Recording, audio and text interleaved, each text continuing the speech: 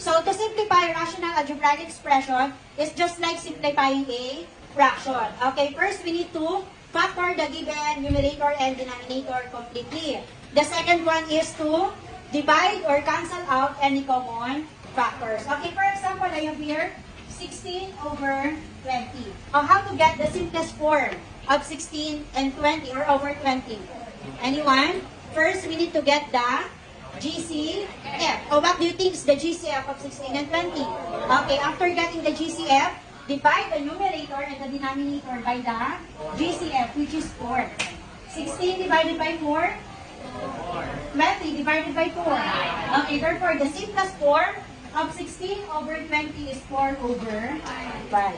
Okay, this is the same as how to simplify the given rational algebraic expression. Okay, example, we have 5x squared y cubed over 10x cubed y squared. Okay, by the way, class, in simplifying rational algebraic expression, we need to apply the law of exponent. Okay, so the quotient rule, product rule, power to power, and so on.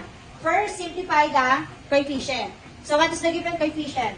5 and 10. What do you think is the simplest form of 5 and over 10? Yes, Io.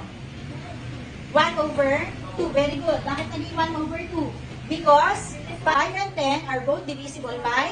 Very good. So 5 divided by 5. And then 10 divided by 2 at 5, 2. So kaya naging 1/2. Now, how to simplest form the given variable? Let's observe the variable.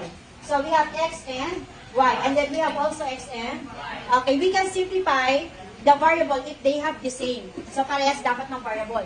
May parehas bang x? Check natin yung exponent. Anong mas mataas na exponent? Na kanino? Na kay numerator, denominator. So therefore, si x ay may iwan sa denominator. Then what we're going to do is just subtract the exponent. 3 minus 2. Or just simply x. Or imaginary 1. O proceed na tayo kay y. Y cubed, y squared. Saan mas mataas ang exponent? Numerator, denominator.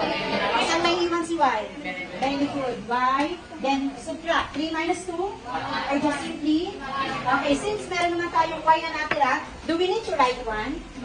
Okay, therefore the answer is y over 2x. Question. Do you understand? Another example. Eyes on the board. So the given is 20a cubed bc squared over 30a squared b raised to 4c squared. First, we need to simplify the coefficient. What is the given coefficient? Yes, Iyo. Ano muna yung given natin ng coefficient? 20 and okay, and what do you think is the simplest form of 20 and 30? Italia plus 2/3. Why? Because 20 and 30 are both divisible by 10. By 10. So 20 divided by 10, and then 30 divided by 10, or just simply cancel 0. Sinatira. 2 over 3. Next tayo. Simplify the given variable. So, same variable, A, B, and C. Same ba lahat? Tingnan natin yung exponent ng lahat. A cubed, A squared, numerator, denominator. Numerator. Then subtract the exponent. 3 minus 2 are just simply A. Next.